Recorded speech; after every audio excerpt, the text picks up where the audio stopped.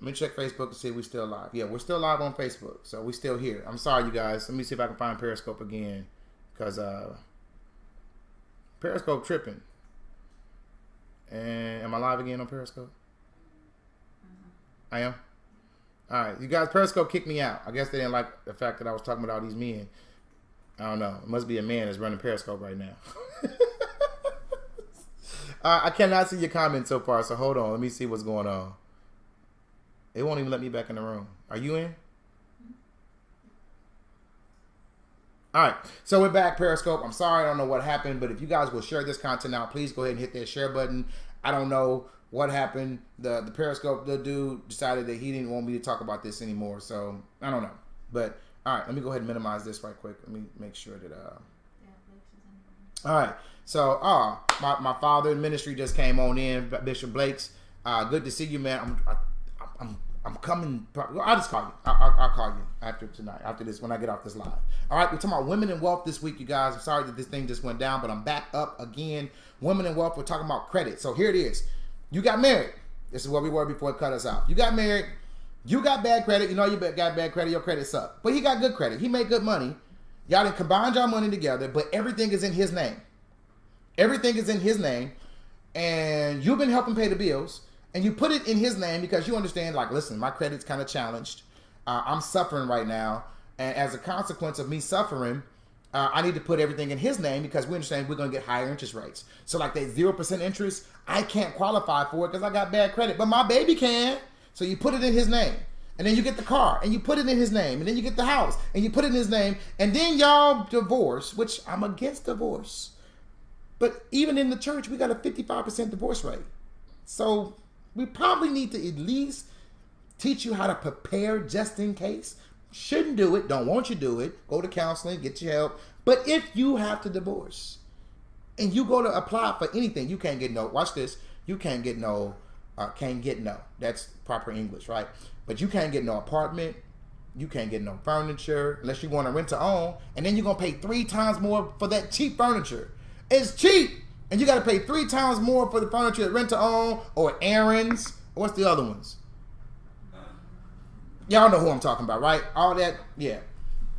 So all of that, what I'm telling you is, when you get married, make sure that both of you guys are working to grow together as a unit. That you're growing together as a unit in 3 different areas. Number 1, your family.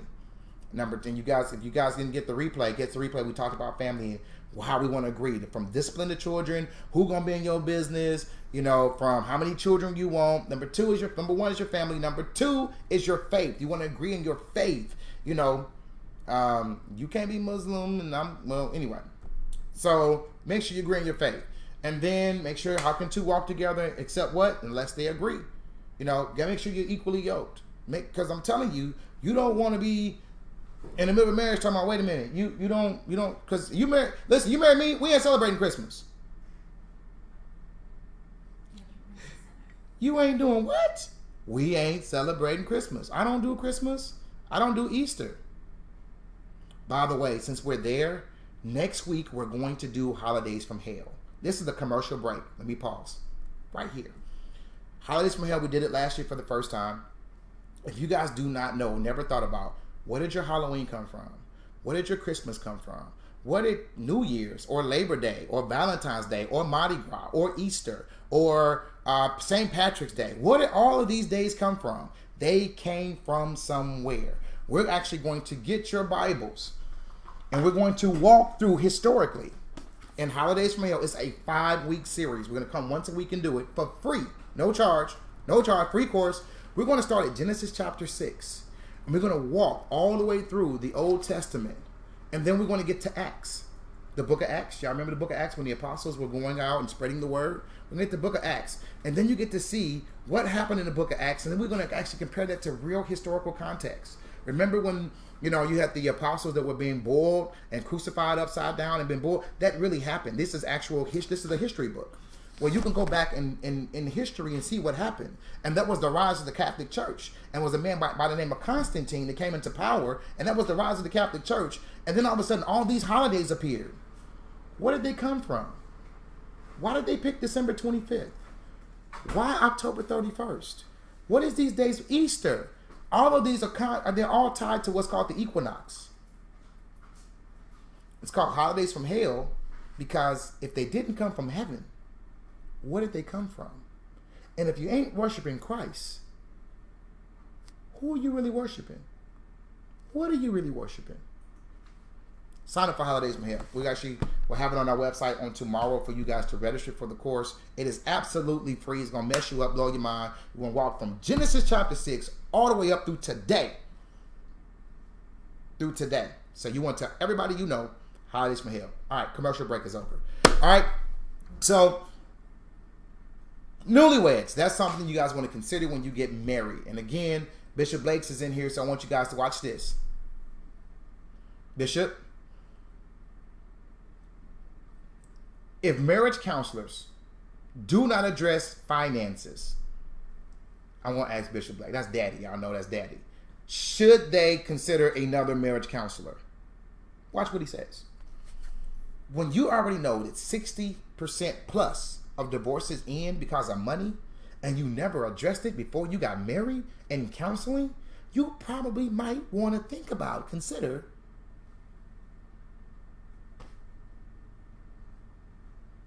absolutely finding you another marriage counselor. That's something you definitely got to address. Credit. Guys, I want you guys to see this. This book, I'm not trying to sell my book because it's been out of print now for probably 10 years. But this got 192 pages of nothing but credit content. Wrote it in 2002. All right. So, all right, divorce. If you guys get divorced, which I'm 100% against, try to work it out. But if it happens, if you're faced with divorce or separation, you can encounter many new challenges. One is determining how to separate your finances, including your debt and credit relationships. Now, here's the problem with divorce. And I want y'all to hear me really carefully. I want y'all to understand this. When you go through a divorce, you're going to go to court, and the judge is going to say, you get this, and you get this, and you get this, and you get this. The name of the book is called Edit Your Credit. It's out of print. You can't get it. All right? Yeah, I've been told that this book literally scares people. Yeah, it looked like a textbook. So we're going to actually redo it. It's going to be called the Credit Encyclopedia, and we're going to actually do 3 books instead of 1 big one. Don't worry, it'll be the same price. Maybe a little bit more. All right? So anyway, the judge is going to say, you get this, you get this, you get this, you get this, right? But then the judge is going to say, you're responsible for paying this. Now, watch this. The judge can say, wife, you get the car, but husband, you're responsible for paying the bill on the car. That can happen. This ain't alimony. This ain't child support. This is she get the car, you pay the bill. Like, the judge can do that. If he decides not to pay the bill, and that car's in both of your names, you still get the bad credit rating. Y'all better hear me. If he decides to file bankruptcy, you still get the bad credit rating. If he decides, listen to me, y'all. I'm telling you, this is why you make sure that you take Queenology. Make sure that you have been through Bishop's every one of his marriage courses and classes and seminars before you say I do, because you don't understand the significance of becoming one. When you get to become one, everything becomes one, including your money. Your money. All right? Can we put our differences aside to talk about financial issues on our separation? These are some of the things that you want to ask questions about. How can we make a clean financial break as possible? Can we analyze our current debts and determine between ourselves who will be responsible for what? Now, all this sound good. But I'm telling you, I have had several people sit in my office and say, oh, that's not mine, that's my husband's. Oh, that's not mine, that's my husband's. It's still in your debt to income ratio. Y'all better hear me. It's still in your what's called your debt to income ratio, which means it's the amount of debt you have compared to the amount of income you have. So if he got that car and it's his car and y'all said it was his car, but you got your name somewhere on that car, it's in your debt to income ratio. And they're not going to consider his income because he ain't going to sign on that 9 because y'all got divorced. But you still responsible for that debt. So when you go get a car, they're going to say, well, I see here that you already got a car. And you're going to say, no, that's not mine. That's my ex-husband's. Well, it's on your credit report, so we got to include in your debt to income ratio. I'm telling you. And if he's missing car notes and he ain't paying it on time, you ain't getting no car. And if you get one, it's going to be at 20% interest, 24% interest. Y'all better hear me. Y'all better hear me. So make sure you do your homework before you say, I do. Yeah. When both couples are going through a divorce, they must remember that their joint accounts mean that both are still responsible in paying their debts to collectors. A divorce decree does not change the legal contract you and your former spouse made with creditors. When you signed on the dotted line for that credit card or that car, that furniture, or whatever, that mortgage, it didn't say, I agree to pay unless there's a divorce. That's not in the contract. That's not in the fine print. It's not nowhere on there. You said, I'm going to pay. And the bank, the lender, the creditor don't care about your divorce. They care about their money. Period. Point blank. So if they can't get it from their husband, they want it from you. And they don't care nothing about all that other situation got going on. Where's my money? Keep paying bills that were placed as a joint account to preserve good credit, even if it's your spouse's debt, is still your credit rating. So here it is. The spouse comes, the judge says he's responsible for paying the bill. You say, thank you, Jesus. Lord knows I couldn't afford the bill. You'll probably want to make sure that before 30 days come up, and I'm going to talk about the 30 days later, before 30 days come up, that he's paid that bill. Because on the 31st day, it's considered late. Now, this is what I mean, with the exception of February. You got 29 days in February. When you have a bill, let's just say it's a credit card, right? Let's say it's due on the 5th of the month. On the 6th of the month, they're going to charge you a late fee. But it does not go to your credit report. Hear me. It does not go to your credit report until the 31st day. That's why it's called a 30-day late. If you pay it on the 30th day, you're not 30 days late. On that 31st day, it becomes a 30-day late. But you say, but I got a credit. But you're gonna say, but I got a credit report fee. I mean, a credit report fee. But I got a late fee. The late fee is only for the creditor. That's for Discover. Discover gave you a late fee. But the credit bureaus do not report you late until the 31st day. All right, understand that. Now, widows, words to a widow. If your spouse should die, a creditor cannot automatically change or even change the terms of that loan because they died. If they do it, they are breaking the law. So, for example, your spouse dies and the mortgage company says, well, we're probably going to have to now change the terms of your loan because it's just you. We need to make sure you can requalify for this loan by yourself. They can't do it. You're locked into that contract until you decide to refinance or you want to do something different to the mortgage. Then they can do something different. But as long as you keep everything the same, they can't do anything until you go into a new contract. All right? In some instances, the creditor may ask you to update your application or reapply. Now, they can ask you to reapply. They can do that, but they cannot make you change the terms of the agreement. All right. This can happen if the initial approval was based on all or part of your spouse's income, or if the creditor has reason to suspect your income is inadequate to support the line of credit. They can say, "Hey, I need you to reapply for this." They can do that, but they cannot change the terms of your new contract. All right. Once you resubmit an application, the creditor can determine whether to continue or to extend the credit coverage to change the credit terms and limits. While your application has been reviewed, you are still allowed to use your account without any new restrictions. Within no more than 30 days of receiving a completed application, the creditor must give you a written response to your application. They got 30 days to tell you what they're going to do. This is if they die. Now, I want y'all to hear me real carefully. If your spouse dies and he got credit in his name and it's only in his name and you ain't nowhere on the credit report or on that bill, you never signed your name, they cannot take your money. That was his bill. That was his debt. This is my money. He dead. We ain't one no more. He gone. He gone. We ain't one no more. So he took all his debt with him to the grave. So if you want him to pay, you probably need to go to the cemetery, go to lot number 4464 and dig him up and ask him where his money is, because I ain't paying it. And they cannot make you pay it. Now, if he has an estate, like insurance, they can attach a levy or a garnishment to the insurance so that they get their money. But once you got it, once you get it, sorry for you, it's gone. I don't know what happened. You can have all the money in the bank. I don't know what happened to it. Can't make me pay it. It's mine now.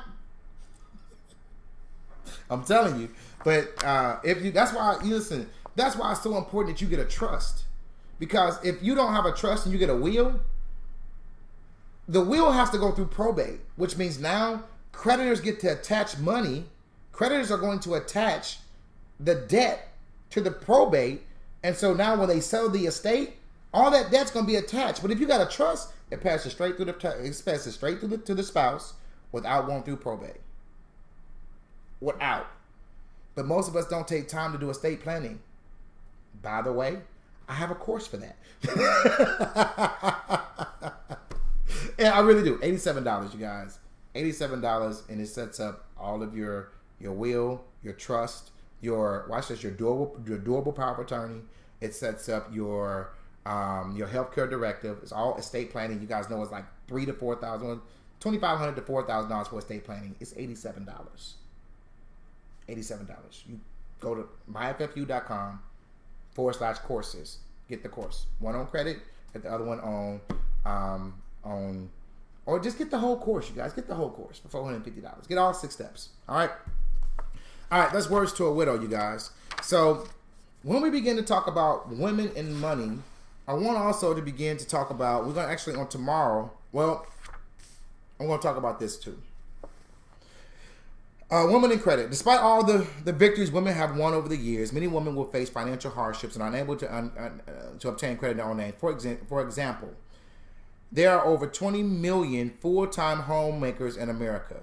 It is usually very difficult for a full-time homemaker to receive credit in their own name because many of the benefits as homemaking may bring, it does not bring in extra income. So here it is. I'm a stay-at-home mom. I don't have any income. Never had any income, or I haven't had any since I've been married. And now that I'm on my own, I need credit. What can I do? Well, this is it. As a result, lenders do not like to lend homemakers credit because you ain't got no money, right? For reasons like this, the Equal Credit Opportunity Act, the ECOA, in 1974 was passed to end discrimination against women and minorities. The ECOA prohibits creditors from discriminating against applicants based on race, religion, sex, and marital status. That includes sex. They cannot discriminate against you for sex. Understand that. So, Dr. Sonia, good to see you. God bless you. They cannot discriminate against you for sex. So, for example, if you are a woman, you are a single woman, they have to deny you for something other than sex. And I'm telling you, single women get this really hard all the time, especially when you are a stay-at-home mom. Because stay-at-home moms typically don't have no income. And when stay-at-home moms don't have no income, if you get divorced, then what happens? It's like, now I ain't never had no credit in my name. My husband had everything in his name. I was a stay-at-home mom. I really didn't have a job. So me getting a job is going to be kind of hard. So what do I do? Well, I'm about to tell you. Number one, the ECOA says that you are entitled to get credit in your own name. Now, you need to start small. Start small. Go get you like a secured credit card. Now, listen here. I got to share this to you. I got to share this with you. When you get this credit, do not lose your mind. Don't be, because I'm telling you what we do. This is what we do. We say stuff like, well, I'm going to show him I can make it without him. So we get a credit card, and now we got to go show him we can make it without him. And so now we get new outfits. We charging our new hairdos on the credit card. We got to show him we got new furniture, and he ain't even coming to your house. But you got new furniture. You want to try to go get a new car. I'm going to show him. And what you showing him is you about to file bankruptcy because you in debt and you ain't making that much money. Do not try to prove anything to him. Anything. Start off like a Fingerhut account. Almost everybody can get approved for a Fingerhut account. Capital One would probably give you like a $300 credit line. It's only $300, but it's a start, because what you want to do is begin to build credit history over a time. You're building credit history. So very, very small single steps is what you're doing. You're building a credit history. So over time, all right? When you actually start getting this credit into your name, let's see what else. Secure card, secure loan, Capital One, Fingerhut. These are typically, even Discover. Discover usually help with credit challenge people as well. All right. These are some things that you want to do. Apply for a gas card. They may only give you like a $100 gas line, but it's a credit card that you can actually put in your name. And over 6 months or a year, you now begin to rebuild your credit. That is, or even build credit. Those are things that you want to do. Guys, if you have not shared this content out, I really ask you to actually share this content. You guys, ain't nobody else teach. I'll take that back. I have not seen anyone else teaching this kind of content for the free. For the FREE, right?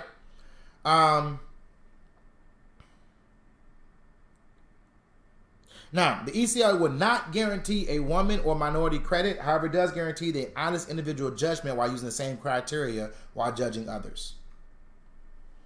That says, because what's going on from Hawaii? Hey, Apostle, did you get that today? Typically, we only pay on the 15th. So, y'all don't know. She referred some people to Financial Freedom University, and she got a check today. Somebody say money, money, money, money. So yeah, you got it. Yeah, we really only pay like 30 days after. We pay on the 15th and the 1st. So all right, buddy. Yeah, we pay. It's called affiliate marketing.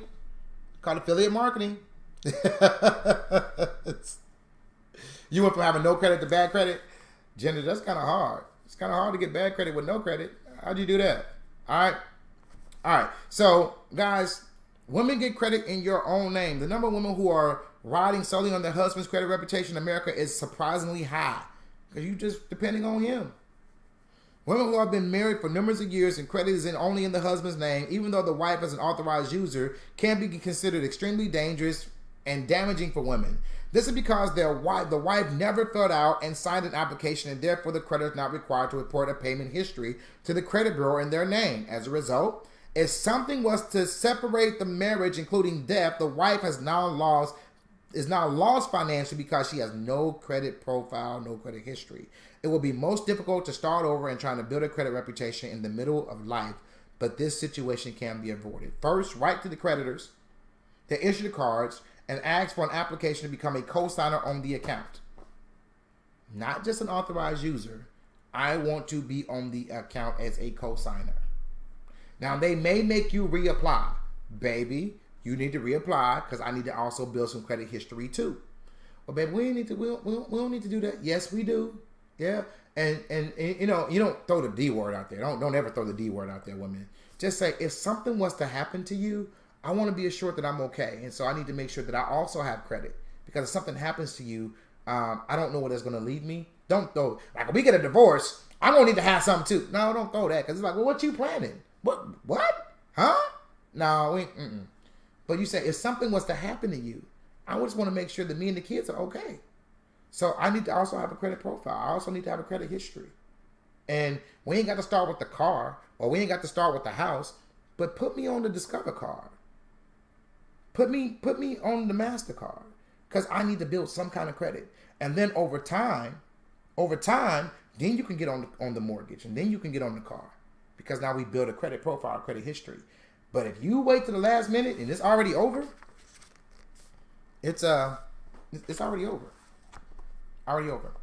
Guys, tomorrow we're gonna come back, same place, same time, same station, and we're going to be talking about women and poverty. Y'all don't want to miss this. Y'all don't want to miss this. Guys,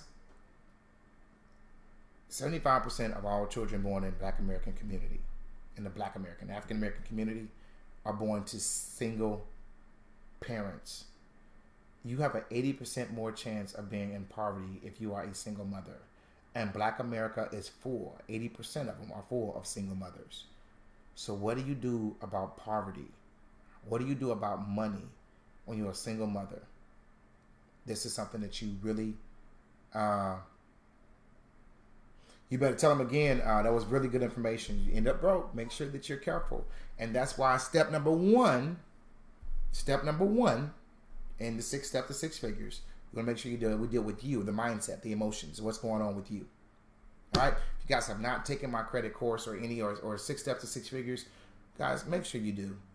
I'm serious. We out here. I'm hearing so many people talking about buying iPhones, and the kids are asking for iPhones for Christmas already. You're already trying to talk about what you're going to do with your Black Friday money, what you're going to buy with your Black Friday money. Take time to invest in yourself, please. And I'm not trying to make a sale. I'm trying to take care of you. Take time to invest in yourself. What's going on? Danny Speaks Finances. God bless you. Good to see you. You need to call me. All right? Take time to invest in yourself. 6 steps, 6 figures, you guys. We cover you. That's the first thing. We cover your cash flow. That's the second thing. We cover your debt. We cover your credit. We cover your taxes. And we cover your wealth. And your wealth includes estate planning. You get all of these in one class. It's a 16-week class. You say, George, well, I can't afford all 16 weeks. I can't afford $450. I got a class with a payment plan. Well, George, I don't want to do the payment plan. Well, you can buy one course for $87.